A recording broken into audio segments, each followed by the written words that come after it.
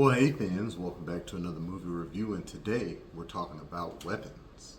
So Weapons is a mystery horror film written and directed by Zach Cregger, starring Josh Brolin, Julia Garner, Alden Ehrenreich, Austin Abrams, Cary Christopher, Benedict Wong, and Amy Madigan. And it's set in this little Pennsylvania town where all children, except for one in a second grade classroom, I believe, they all disappear. They run from their house at 2:17 p.m.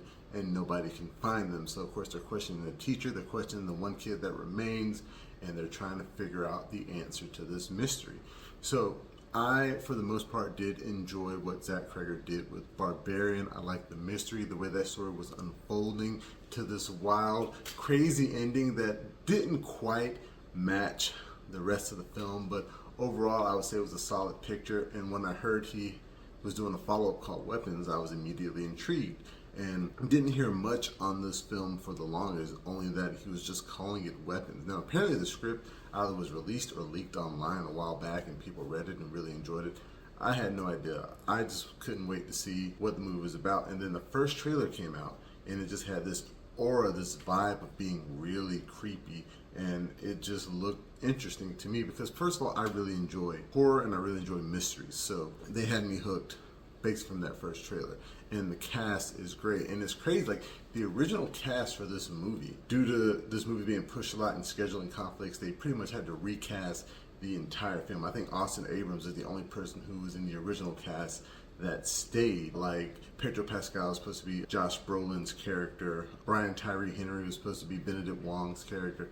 So all of these other actors that could have been in this movie are great, but the cast that we ended up with is fantastic. And I like how it is told almost like a Tarantino film. Like there's different chapters where you follow different characters, and it's for the most part non-linear, although some chapters link up more than others. So you start by following the main teacher, Justine, and then you switch over to Josh Brolin's character, Archer, who is the parent of one of the kids who you find out later is like a mean kid in the class, which, considering how he behaves through most of the movie, you can see how that can happen. And of course you got Benedict Wong's character, Amy Madigan. Apparently was supposed to have, Amy Madigan plays the great Aunt Gladys. She is a character who's supposed to have a chapter that they kind of took out because they felt like it added just a little more to the film than they wanted. The young kid played by Cary Christopher gets a chapter.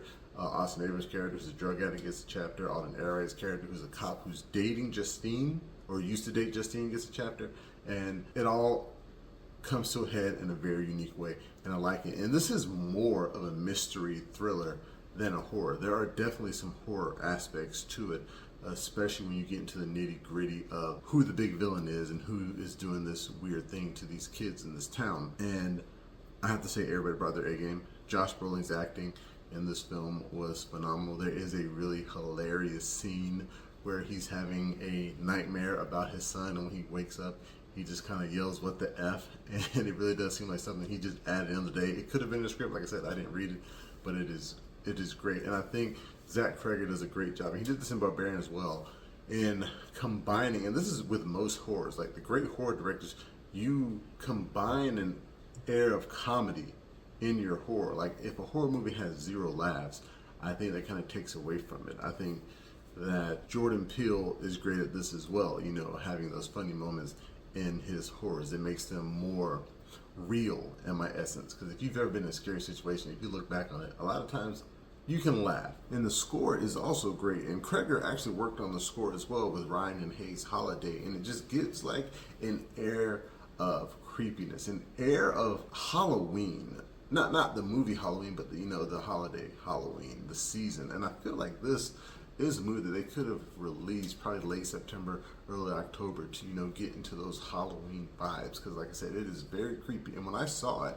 in IMAX, so you can hear the sound all around, and it was really well done. Even like through the credits, I stayed and watched the entire credits, and it really does give off this like creepy vibe. And I will say, at least during the credits, you get a Stranger Things-esque sound if you listen to it hard enough, and I really did enjoy that. And I think this would be a good film to re-release in IMAX in October if there are theaters available. But back to the acting, Josh Brolin is great, Julia Garner is great, Alden Ehrenreich is really great, and this Austin Abrams is great. The whole cast turns in stellar performances, and I can't just really highlight one of them. So in terms of a score, a grade, I'm going to give Weapons a decent 8 out of 10. And it would be higher except for I'm not a major fan of the ending, and I'll get into that now. So I'm going to get some slight spoilers here.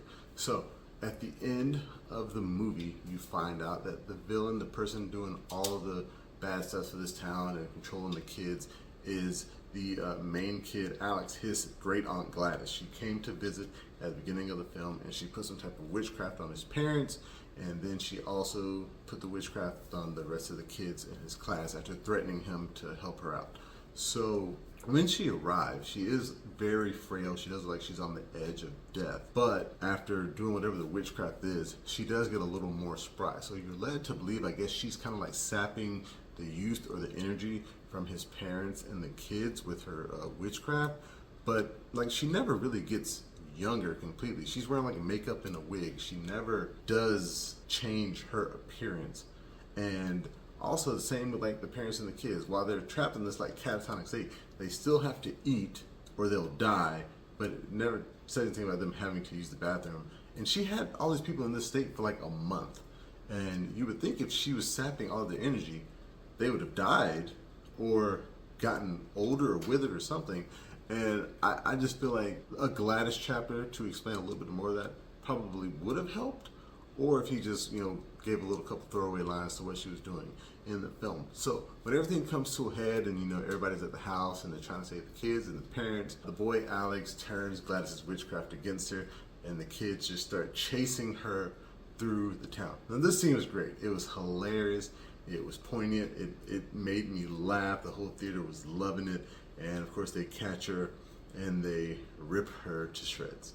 And then Josh Brolin comes out of his spell, gets his kid, takes him home. The voiceover comes on and says, yeah, his parents were basically messed up and they were never right again.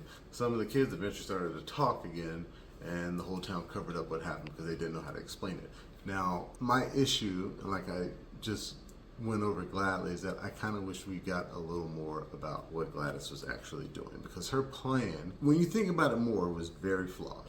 Very flawed. Infecting his parents, not infecting, taking control of his parents like that, very, hard to do in a modern age, especially you can clearly see that his dad was probably working. I know she said some excuse about him like having a stroke, but if he doesn't show up to work, who's paying the bills in that house, who's keeping all the electricity and the power on? People would snoop around more than they actually did. Same thing with all the kids. Having him give her stuff from all the kids in his class so that he's the only one left, that brings undue attention to him and to that classroom. She should have just had him get stuff from random kids throughout the whole school. Then yes, a bunch of kids would have been missing, but it wouldn't have been as easy to figure out who's kind of tied to this.